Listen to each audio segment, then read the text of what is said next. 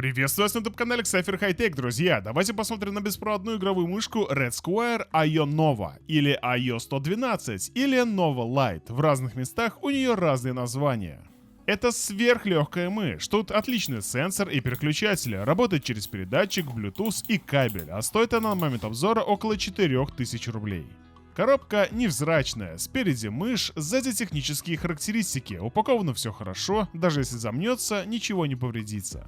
Внутри отличная инструкция на русском языке, мышка с передатчиком внутри и кабель Type-C для зарядки или работы через провод.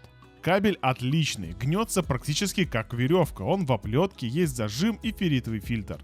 Внешне мышь очень симпатичная, у нее симметричная форма, у нее белый матовый пластик, очень приятный на ощупь, колесико прорезинено, боковые клавиши прозрачные и смотрятся плохо, как по мне. Внутри у них, видимо, крепление пластика крестиком сделано, и выглядит это убого и выбивается из общей картины. На основных клавишах есть углубление под пальцы. Как по мне, так удобнее, но кому-то не нравится. Снизу две огромных ножки, тут же переключатель сигнала. Off мышка может работать через кабель, 2.4 через передатчик и последнее подключение через Bluetooth. Дальше кнопка смены DPI, тут 6 значений, каждое можно настроить, как цвет, так и чувствительность. Дальше кнопка подключения и паз для хранения ресивера.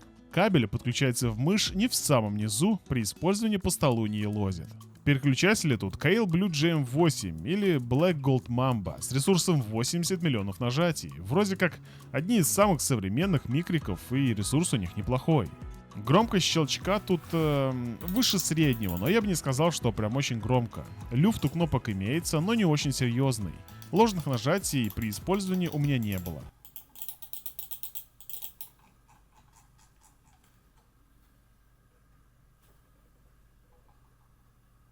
Колесико прорезинено, но палец все равно чутка проскальзывает. При прокрутке есть очень четкие отсечки, что мне не очень нравится. Лучше, когда отсечки менее явные. При активной прокрутке есть звук. Собрана мышка отлично, ничего не скрипит и не люфтит, ни при нажатии, ни при тряске. Вообще мышь очень компактная, у меня ладонь большая, и даже когтем ее было держать не очень-то удобно. На работе проблем не было, а вот в играх, особенно в сетевых, рука немного уставала, но мышь очень легкая, поэтому дискомфорт был не очень-то большим. Аккумулятор тут 300 мАч. Я зарядил ее на 100% и использовал ежедневно где-то по 8 часов, подключаясь через адаптер в основном. Это была работа и 1-2 часа игры. За неделю аккум разрядился где-то на 30%. В приложении это не очень понятно. То есть, в принципе, при не очень активной работе на 2 недели мышки должно хватить. Сенсор тут Pixart PAW3395. Говорить особо про него нечего, это один из лучших и последних сенсоров на рынке, все нужные фишки в нем есть. Я пытался его сорвать, но никаких проблем у меня с ним не было, ни в мелких дизайнерских каких-то штуках, там рисование, выделение и все такое, ни в играх. А вот колесико подкачало, оно довольно нежное, и при активной игре случались прокрутки, из-за чего пришлось в каждой игре отключать колесо. В офисных же задачах неудобств я не испытывал. Софт для мышки можете найти на их официальной странице в ВК. Последний драйвер я скинул в описании к ролику. Софт не работает, если мышка подключена через Bluetooth, только через кабель или передатчик. Программа простая, выбираем наш девайс, можно выбрать и менять 4 профиля. В первом меню меняем назначение клавиш и сбрасываем настройки.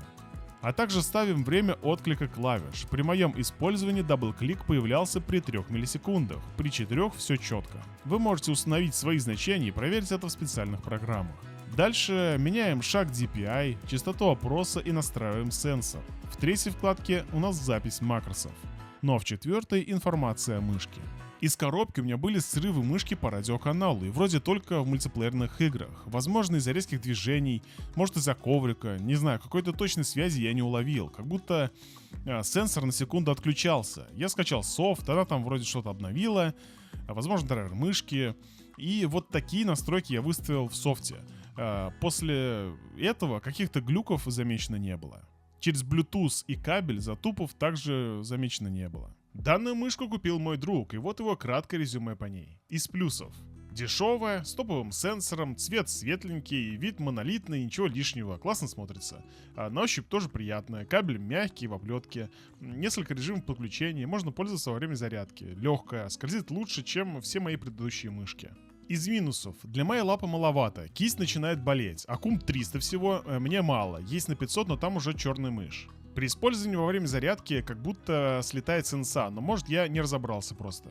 Боковые кнопки прозрачные, видно внутрянку, это некрасиво. Индикатор заряда под кнопками, и не заметишь, когда он сообщает о низком заряде, тем более во время использования. В общем, отключиться мышка может в любой момент. В принципе, его мнение аналогично моему. Все хорошо, но форма так себе.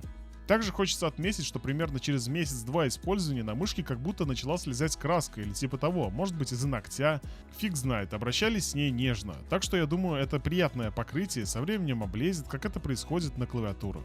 Я пару недель сидел с мышкой через адаптер, потом пару дней через Bluetooth и пару дней с проводом. И конечно, провод уже не заходит, даже если есть держатель для провода, все равно комфорта намного меньше. Также хочу сказать по хвату, он точно здесь не идеален из-за ее размеров. Пальцы в канавках лежат отлично, но держать мышку все же неудобно. Хотя может у меня просто большая рука, и я привык к очень большим мышкам, типа Zowie FK1 Plus. Через пару дней я, конечно, привык как будто, но как только я вернулся к большой мышке, стало в разы комфортнее.